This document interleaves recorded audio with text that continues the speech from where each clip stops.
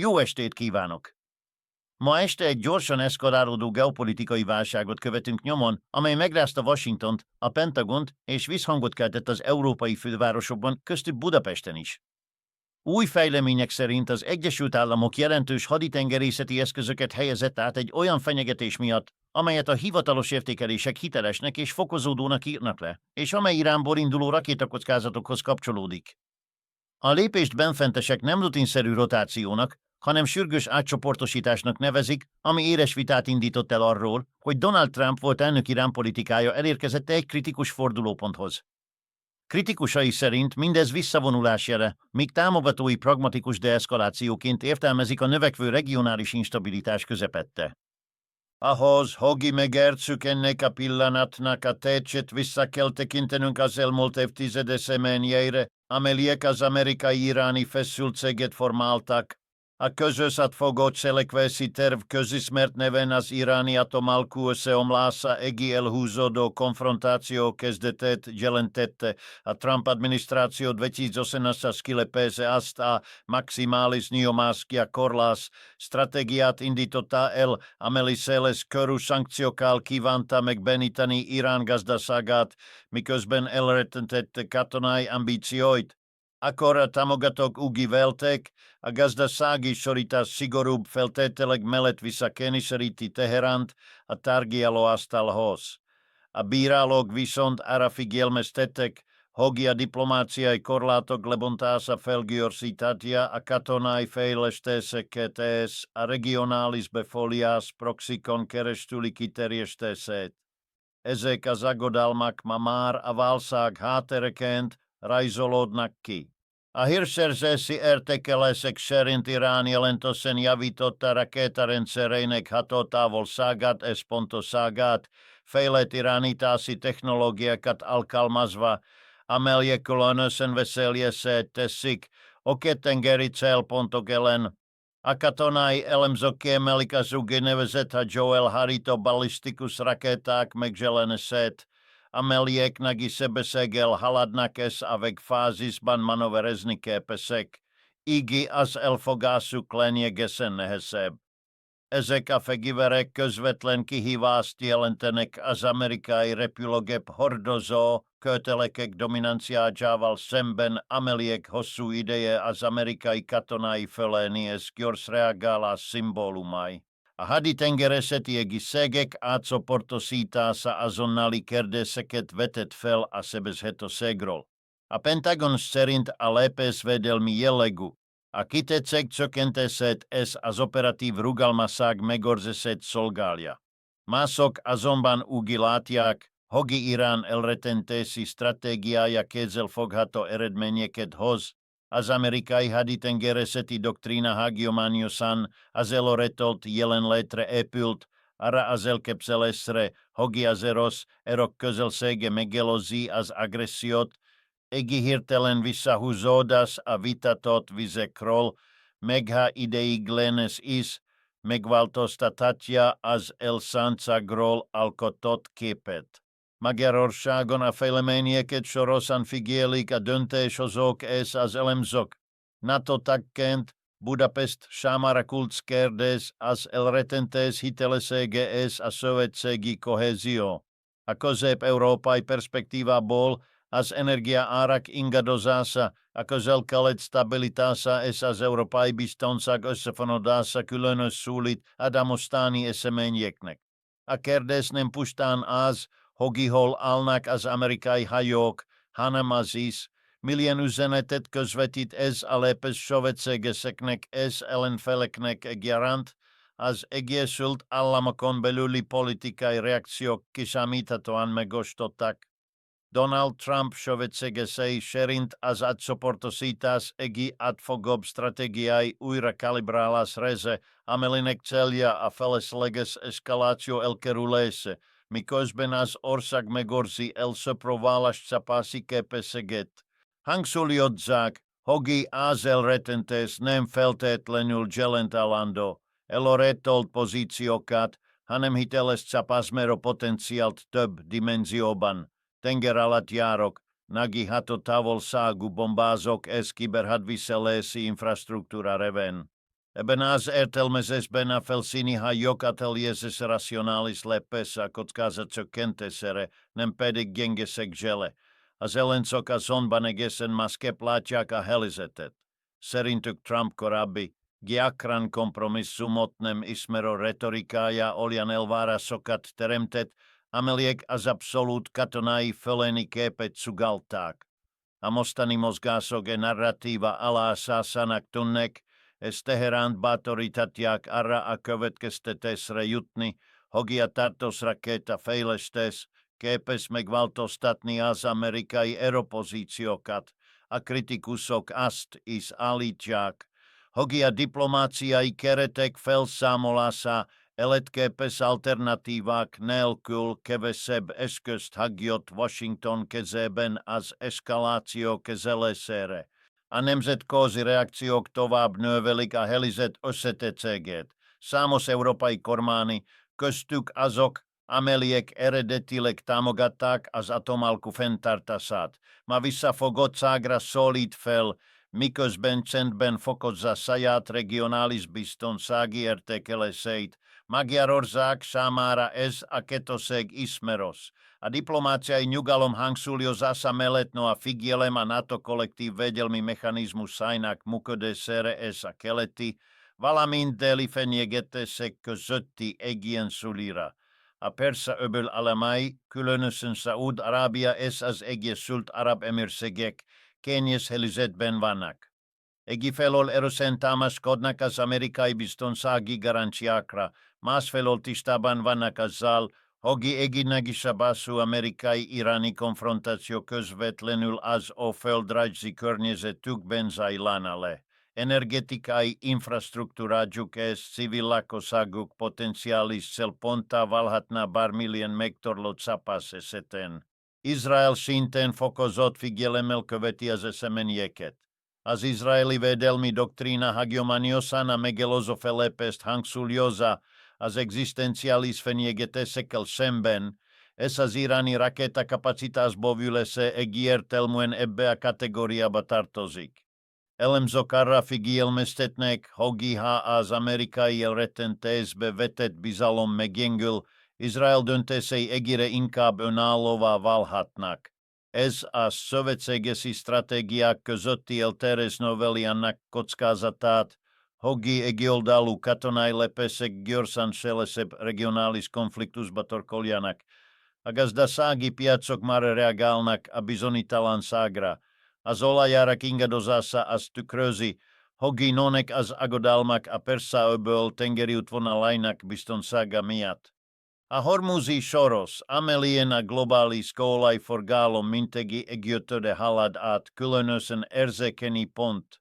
Még rövid idejű zavarok és láncreakciót indíthatnak el a globális energia és inflációs folyamatokban, ami Európát és Magyarországot sem hagyná érintetlenül. Ebben a kontextusban a mostani katonai mozgások nem pusztán taktikai döntések, hanem összetett stratégiai üzenetek. Egészére szólnak ellenfeleknek, szövetségeseknek és a hazai közvéleménynek. A kérdés továbbra is nyitott, vajon a mostani átcsoportosítás megfontolt óvatosságot vagi veszélyes engedményét jelez, ami biztos, hogy a közel-keleten az elrettentés egyensúlya komolyabb próbatétel elé került.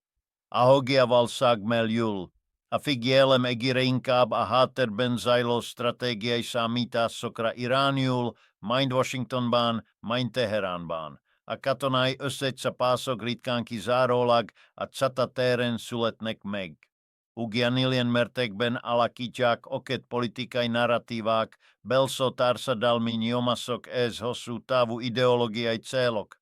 Ezeknek az összetevőknek a megértése segít feltárni, miért jutott el az amerikai-iráni szembenállás ilyen veszélyes pontra. Az Egyesült Államokban a közel-keleten vívott elhúzódó háborúk öröksége továbbra is erőszenhat a közvéleményre. Az iraki és afganisztáni konfliktusok után az amerikai társadalom egyre szkeptikusabbá vált a nagyszabású katonai beavatkozásokkal szemben. Ez a háborús fáradtság átalakította a politikai diskurzust, es mindkét pártot arra ösztönözte, hogy visszafogott hangsúlyozzon.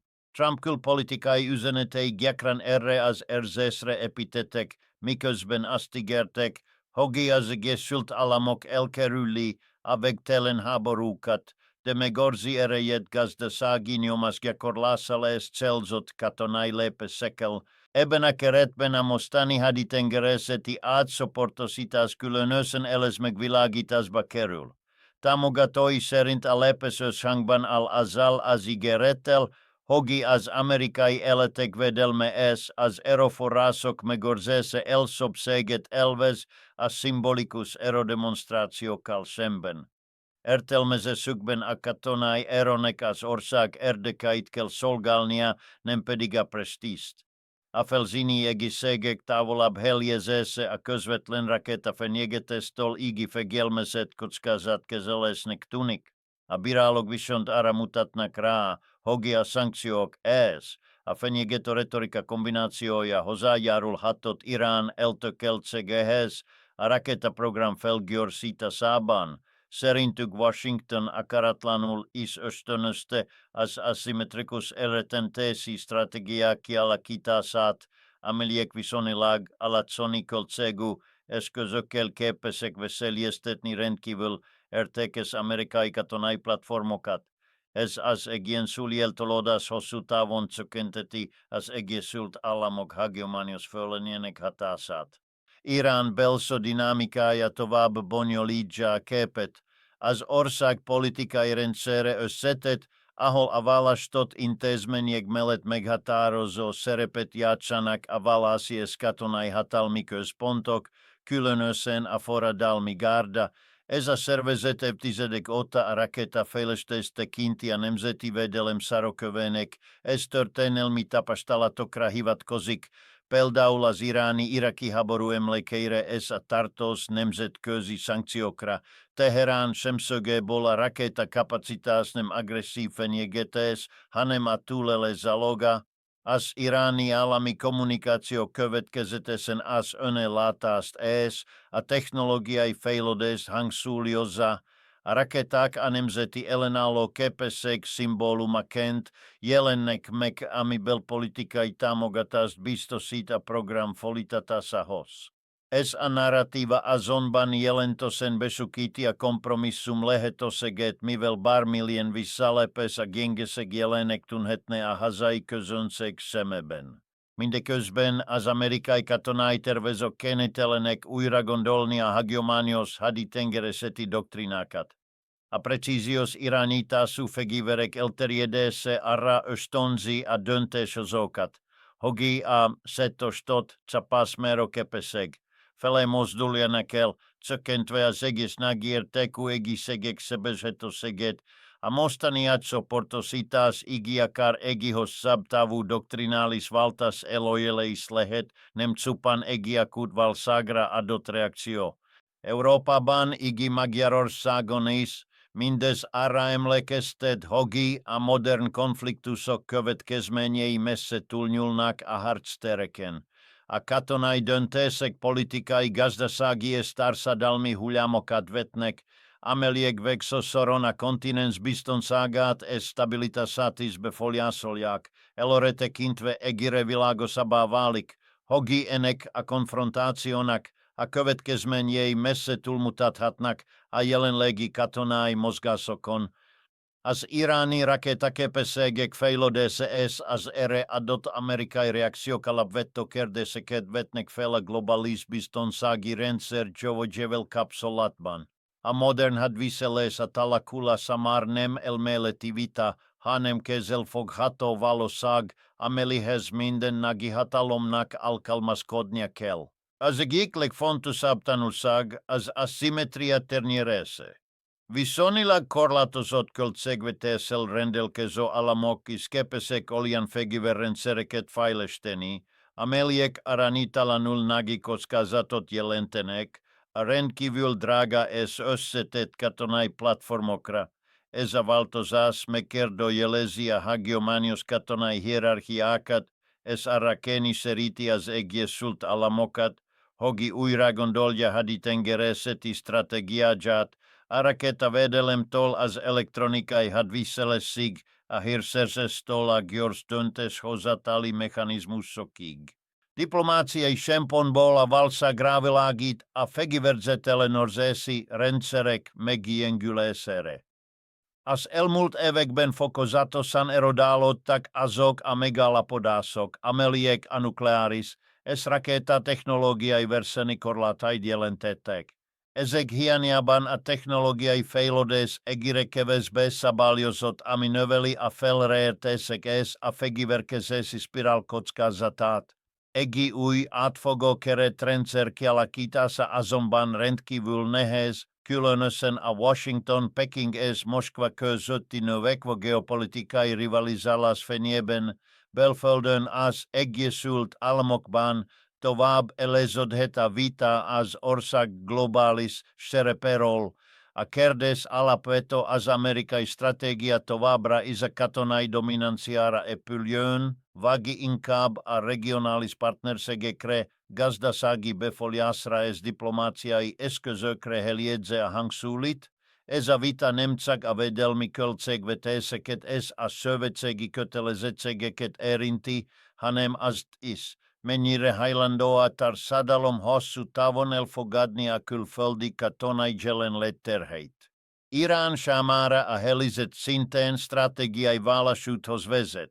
A rakétaprogram erősíti az elretentést, ugyanakkor fokozza a nemzetközi elszigetelt céget és a gazdasági nyomást. Teherán vezetésének egyensúlyt kell találnia a nemzetbiztonsági ambíciók és a belső-gazdasági feszültségek között, amelyeket a szankciók és a globális piacokról való kisorulás súlyosbítanak. Hogy ezt az egyensúlyt sikerül fenntartani, meghatározza, a feszültség eszkalációhoz vagy tárgyalásokhoz vezet-e. A regionális szereplők továbbra is kulcsfontosságúak. Izrael biztonsági megfontolásai, a Persa-öböl államainak gazdasági sebezhetősége és a közel-kelet törekvő politikai viszonyai, mint az amerikai-iráni kapcsolat alakulásától függenek. Elhúzódó pathelizet növeli a proxy konfliktusok, a kiberhadviselés, ez a véletlen katonai incidensek eseljét, amelyek könnyen szélesebb összecsapása válhatnak. Talán a legfontosabb kérdés mégis a percepció. A nemzetközi politikában a látszat gyakran ugyanolyan erős, mint a valóság. Ha az ellenfelek arra a következtetésre jutnak, hogy a rakétafejlesztés képes megváltoztatni az amerikai erőpozíciókat, más államok is követhetik ezt az utat. Ha viszont Washington sikeresen kommunikálja, hogy az átcsoportosítás stratégiai rugalmasságot, nem pedig visszavonulást jelent, az elretentés megőrizhető a közvetlen konfrontáció kockázatának csökkentése mellett a történelem számos figyelmeztető példát kínál. A hidegháború idején többször is hajszálon múlt a katasztrófa, meg is kialakult egy viszonylag stabil elretentési egyensúly.